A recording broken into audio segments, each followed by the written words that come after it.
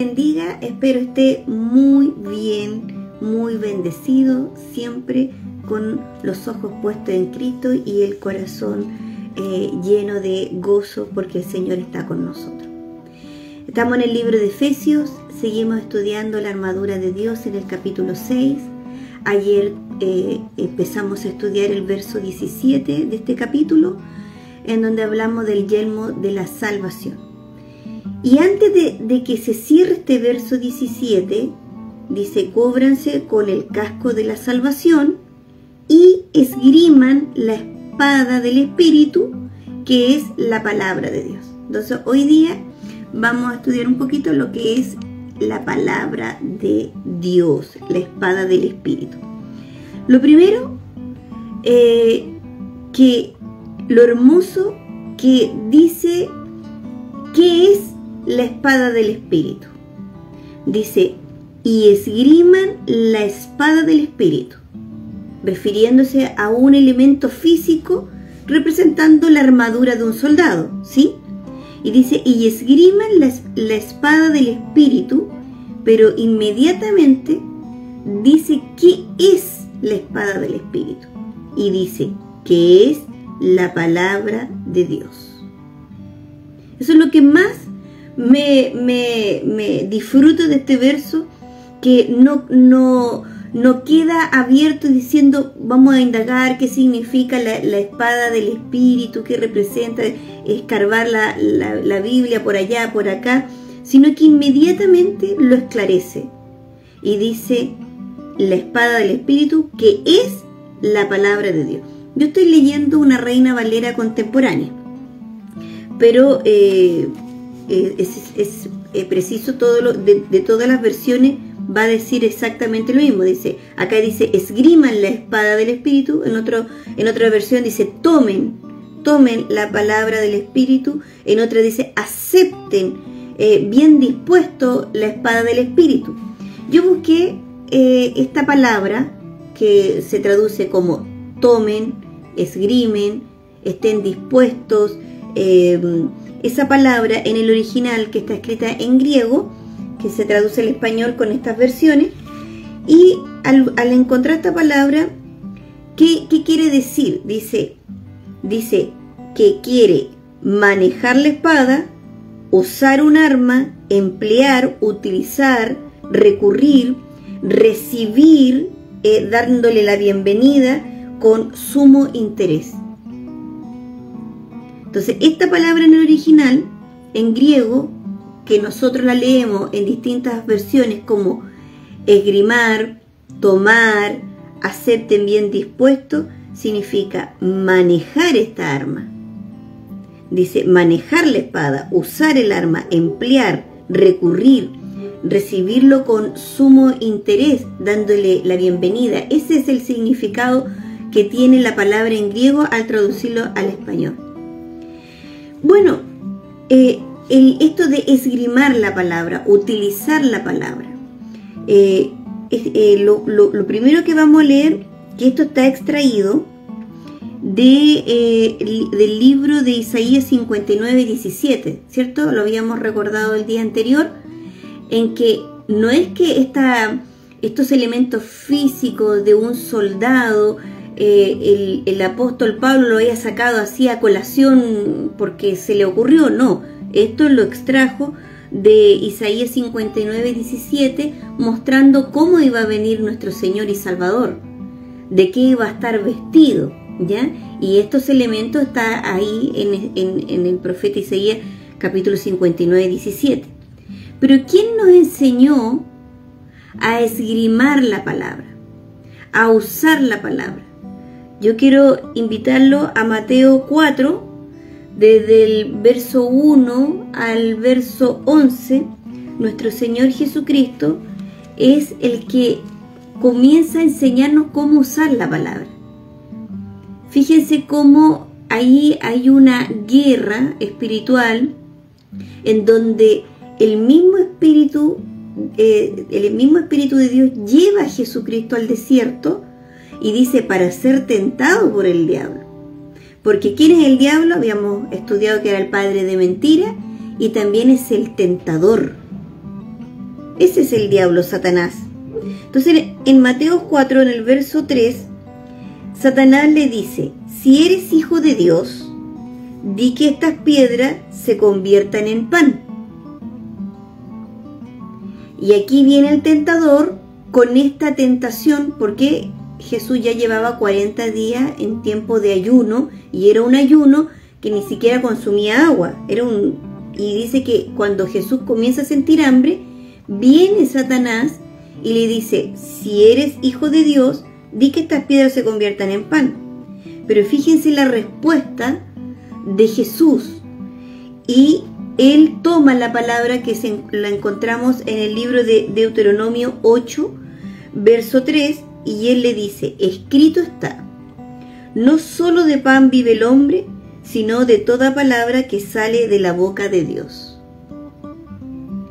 Aquí Jesús, él responde al tentador, a Satanás, al padre de mentira, ¿cierto? A este desafío, porque por eso fue una tentación, porque lo desafía.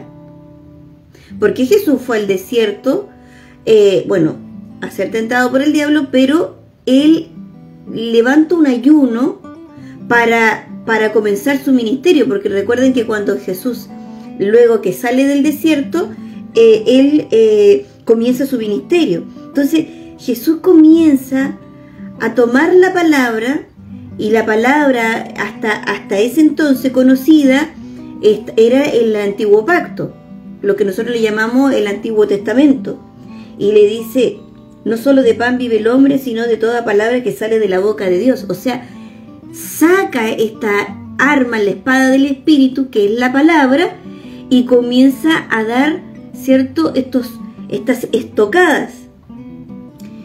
El tentador se da cuenta que Jesús responde con la palabra, y comienza ahí una batalla. Entonces Satanás, el tentador, dice en el verso 6: si eres hijo de Dios, lánzate hacia abajo, porque escrito está: a sus ángeles mandará alrededor de ti, y en sus manos te sostendrán para que no tropieces con piedra alguna. Aquí sacó el Salmo 91, el verso 11 y el verso 12, el tentador. Tomó la palabra. Jesús le vuelve a dar una estocada y dice: también está escrito: no tentarás al Señor tu Dios, tomando el libro de Deuteronomio 6, verso 16. Cuando Satanás se da cuenta que aquí ya está encontrándose con la espada del Espíritu, entonces va directo a la tentación y le dice, verso 9, dice Satanás: todo esto te daré mostrándole los reinos si te arrodillas delante de mí y me adoras. Y nuestro Señor Jesucristo toma la palabra de Deuteronomio 6:13: vete, Satanás, porque escrito está: al Señor tu Dios adorarás y a Él solo servirás. ¿Qué pasó aquí? Primero el Señor, Él defendió su ministerio, su llamado, a lo cual el Padre lo envió con la palabra, porque la palabra está en Él. Bueno, ahí vamos a descubrir un poquito más adelante lo que pasa. Pero esto fue lo que profetizó el profeta Isaías en el capítulo 49:2. Yo se los voy a leer. Hablando de nuestro Señor, dice así: hizo de mi boca una espada aguda y me cubrió con la sombra de su mano. Hizo de mí una flecha bruñida y me guardó en su aljaba. Lo que hace Cristo en el desierto, se empieza a cumplir en Él las profecías. Por eso acá lo que pasa, este ejemplo que nos da nuestro Señor de cómo usar la espada del Espíritu, que es la palabra de Dios, es lo que se cumple en Él cuando el profeta Isaías dice: hizo de mi boca una espada aguda. Ahí se cumple. Y no podemos dejar de lado quién es nuestro Señor Jesucristo. ¿Qué dijo el apóstol Juan, capítulo 1, verso 1? En el principio ya existía la palabra estaba con Dios y Dios mismo era la palabra. En el verso 14 del mismo capítulo 1 de Juan dice, y la palabra se hizo carne y habitó entre nosotros y vimos su gloria, la gloria que corresponde al unigénito del Padre, llena de gracia y de verdad. Nuestro Señor Jesucristo es nuestro Dios encarnado, la palabra encarnada, el verbo hecho carne. Por eso se cumple la profecía ahí en Isaías 49:2. Hizo de mi boca una espada aguda. ¿Por qué? ¿Por qué se cumple? ¿Por qué Jesús ahí en el desierto empieza a esgrimar la palabra de Dios? Porque Él es nuestro Dios encarnado. Él es el verbo hecho carne. Él es la palabra de Dios. Por eso se empieza a cumplir las profecías. Miren lo que dice en Apocalipsis 1:16. En su mano derecha lleva 7 estrellas, y de su boca salía una aguda espada de doble filo. Su rostro era radiante como el sol en todo su esplendor. Está hablando de Jesús. Apocalipsis 2:12. Escribe al ángel de la iglesia de Pérgamo. Así dice el que tiene la espada aguda de doble filo. Verso 16 del mismo capítulo 2 de Apocalipsis. Así que, miren, arrepiéntete, de lo contrario pronto vendré a ti, y con la espada de mi boca pelearé contra ellos. Es Jesús. Que me impacta a mí este verso 16 de Apocalipsis 2, cuando le dice Jesús a esta iglesia, arrepiéntete, de lo contrario pronto vendré a ti, y con la espada de mi boca pelearé contra ellos. Me impacta porque es Jesús mismo diciendo a la iglesia, arrepiéntete.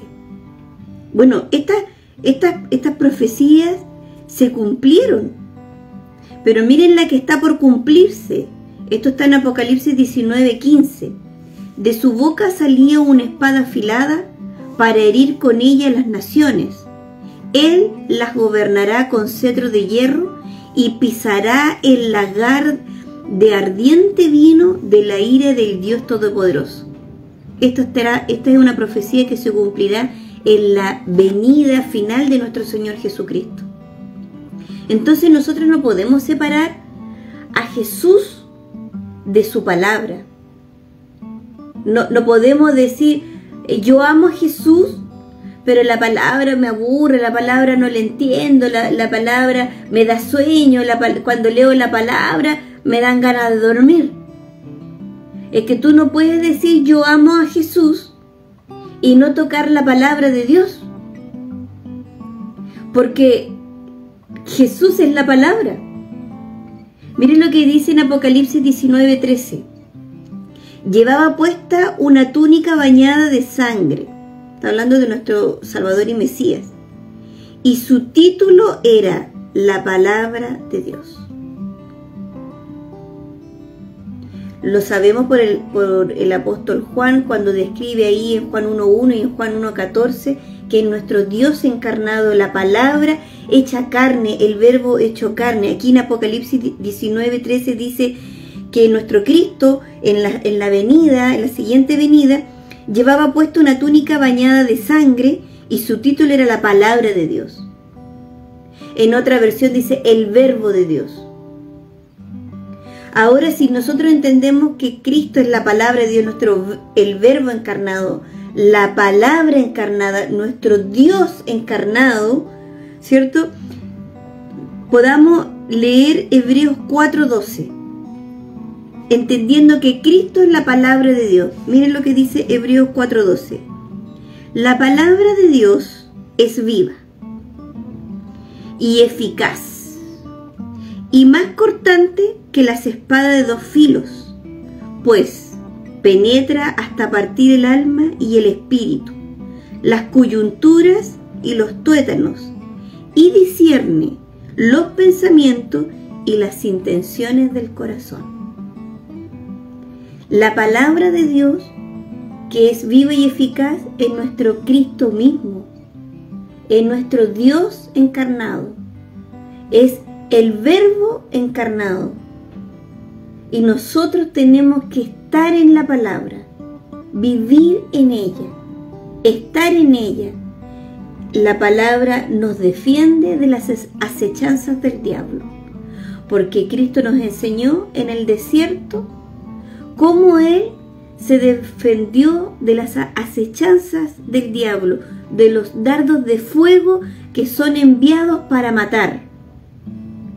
Él nos enseñó y se cumplió en Él la profecía de Isaías 49:2, cuando dice: hizo de mi boca una espada aguda, porque el Verbo se hizo carne, y Él se defendió con la veracidad de lo que el Señor del Padre hizo en Él. Una boca con una espada aguda. Y la palabra de Dios, cuando nosotros estamos en ella, vivimos en ella, tiene toda la autoridad para limpiarnos, para santificarnos, para corregirnos, para instruirnos, ¿cierto? Para vivir esta etapa, una vez que hemos sido salvos, justificados, esta etapa de santificación. Entonces, en 2 de Timoteo 3, del verso 16 al verso 17, habla de esto, que la palabra tiene toda la autoridad para limpiarnos y para corregirnos. Dice: toda la escritura es inspirada por Dios y útil para enseñar, para reprender, para corregir y para instruir en la justicia, a fin, con el objetivo de que el siervo de Dios esté enteramente capacitado para toda buena obra. Así, hermanos, les dejo aquí. Hay muchos versos para estudiar, mucho para escribir en su cuaderno si usted está siguiendo este estudio del libro de Efesios, y para comprender que Cristo no se puede separar de la palabra de Dios, porque Él es la palabra de Dios. Eso, hermano, si Dios lo permite, si así lo quiere, nos vemos mañana. God bless you, shalom, Dios abençoe, y recuerde que Jesús viene pronto por su iglesia. Maranata, hermano.